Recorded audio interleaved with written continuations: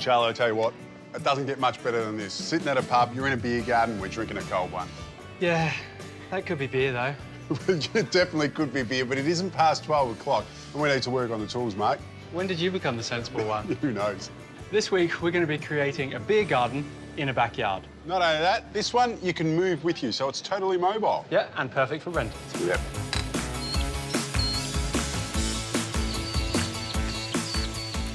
Oh, it's empty. Hello. Hey. Hey, guys. How are we? How are you? Good. How you going? Jefferson. Hey, mate. Hi. Hey, Sage. Hey. So this is it. Yeah, This is it. It's a backyard. Yes. Oh, this makes my skin crawl. Where's all the plants? Do you guys use this space much or not? It's not great for entertaining, just concrete.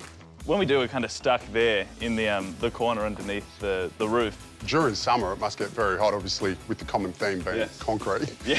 And the sun It's just a total heat sink. come out here, have a few frothies, relax, That's it. and try and stay cool. Do you guys own or rent? We're We rent. renting.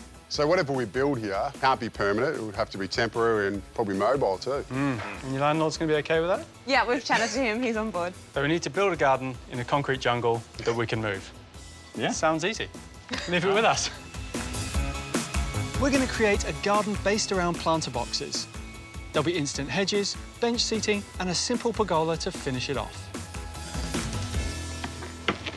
Ads, I found these planters. Yeah. They're lightweight, recyclable, frost-resistant, perfect for outdoor use, and they're about 40 bucks. We're just going to build a new frame around them, make them look a bit smarter. Yeah, that's awesome. And then for the timber, you're just using these plinth boards, which are cheap as well, aren't Like they? $8 or $9 a length. Yeah, it's So, a bargain. yeah. And then for the bench seat, we have this 50 by 200 sleepers. There's two of them there, so it looks like 100 by 100. Very good.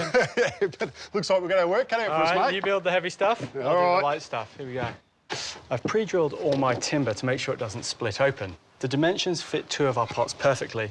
I've got a little divider here. I'm actually doing the top level of 3 first. Now, that may seem like we're doing it upside down, but by the time we get to the top, it's going to be easy to put the casters on.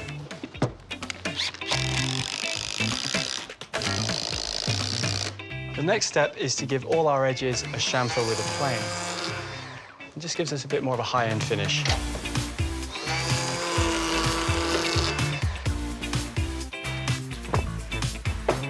For the legs for the bench seats, I'm just using some 150 by 50 treated pine. They're going to be rectangles that sit at each end of the seat.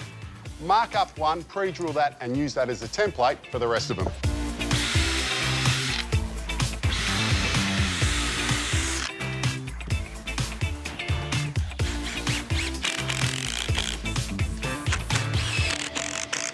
Charlie, those planter boxes are coming up nice, mate. What's going on? You're getting all the help back. Well, you are a carpenter. I'm a landscaper. I need all the help I can get. Fair play, fair play. I think it's that the new guy gets all the help, but... Our corner pieces are really simple. They're just 2 bits of timber screwed together. They're really important because they're going to hold our box together and take it up off the ground to work like legs.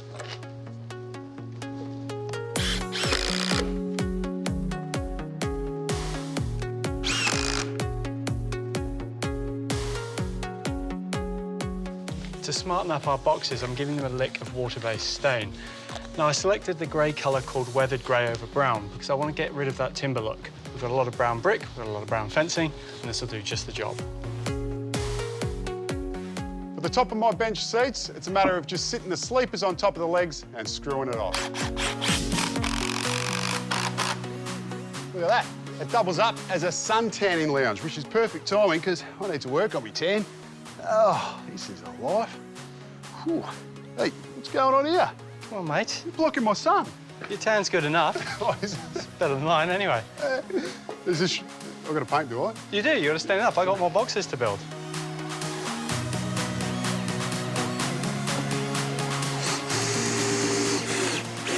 I've been alluding to the fact that these planters are going to be movable, and how I'm going to do that is with these. These are casters. They're heavy duty and they can take quite a lot of weight. Now, I have set down our corner pieces by 20 mil, so they just stick up.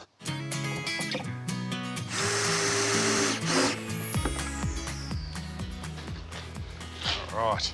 There you go. The question is, Yes. do the wheels work? Does it work? Give it a go. Oh, So I lift it from this side. it's a bit awkward, isn't It it? is a bit awkward, but it goes. It goes. I'm going to stick a handle on there, I think. Oh, that's a good idea. And then you just grab it, walk along.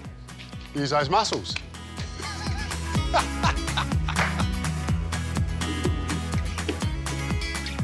There we go. Ah, the moment of truth.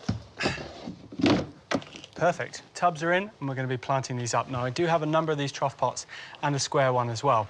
For the troughs, we're using this. This is a lily pilly. It's a fantastic native. It's going to give us instant vertical accent and help soften all the brown walls and brown fencing. Nice and simple. In our square, we've got a different combination. We've got this leucadendron called Devil's Blush. It's got a fantastic foliage form, looks really nice and upright compared to these, which is Miss Muffet Pittosporum.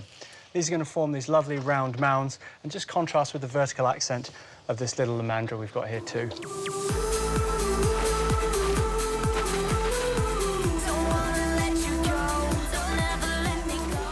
Charlie, what a difference some plants make to these planter boxes. It's a jungle now, isn't it? I'm loving it. The height that you've got and everything, it's fantastic.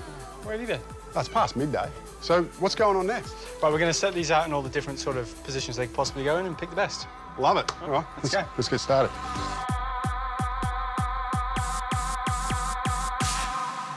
Mate, these movable planters, they're fantastic. I think we're blocking out too much from the house. Yeah. So let's move it around and have a go. Crack.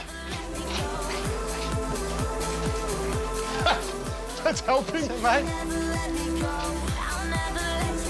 Well, Charlie, I think we've earned ourselves a seat, mate. We have. That's fantastic. I'm loving the way this has worked. It's literally an instant hedge. How did you do it? You did it like this, didn't you? Hides the masonry. That's how I did it. The sun's gone down a little bit, mate, so you won't go as dark as me. That's good. I'd just go red anyway.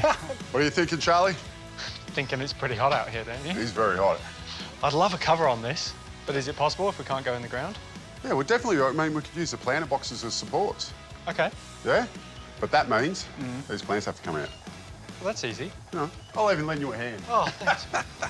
Yeah, mamma mia! It's so heavy. To make this pergola, we're going to be using these 90 by 90 posts that we've cut up and already painted. I'm going to be connecting them to these planter boxes because by the time we put these plants back in with all the soil, it's going to be heavy enough to hold it in place. Once all the posts are up, to connect them together, I'll then run a perimeter beam all the way around.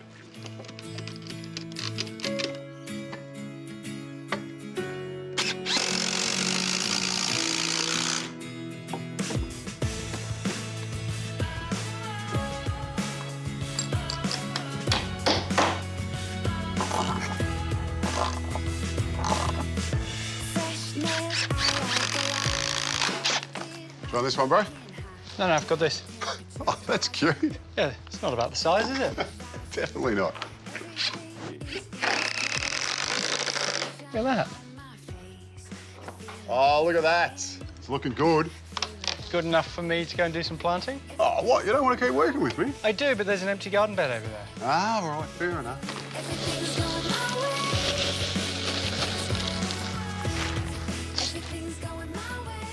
Just because you're renting doesn't mean you don't need to improve your soil. Plants are quite a big investment and you want to make the most of them, even if you're not living in the house forever.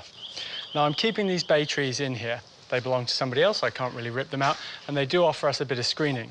For the rest of the planting, I'm just mirroring what we've done in the pots, and that way the whole design's going to have a cohesive feel.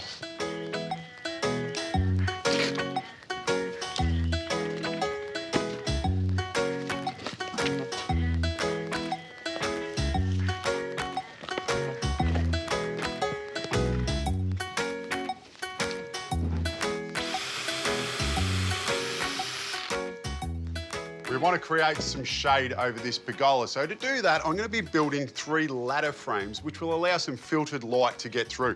I've just cut up some treated pine and painted it, and to screw it together, I'm using 70mm bugles. Once they're all done, we can then just sit them on top of our perimeter beams and we can move them wherever we like.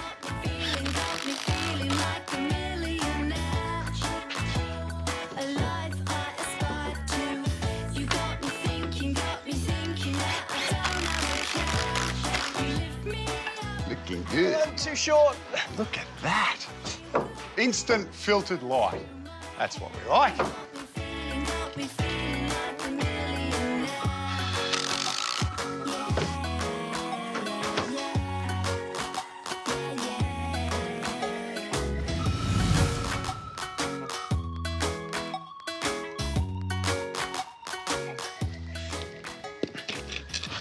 When you're renting, don't be scared of big plants and big pots. They're going to add scale and drama and make your garden feel like it's supposed to be there, rather than just a temporary addition.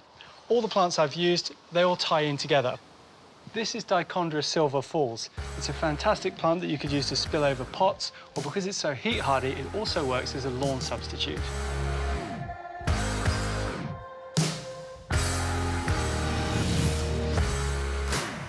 Hey guys, come and have a beverage. Cheers. Yes, Hey, thank you. beautiful, mate. What do you think? Ah, it's amazing. You've done such a good job. It Looks just great. feels so much cooler in here now, doesn't it, with the greenery around you, a little bit of shade over the top. Just great. And you know what? This is all movable. If you ever move out, you can take it with you. Now, I don't know about maintaining the plants, how hard it is. I don't have a green thumb.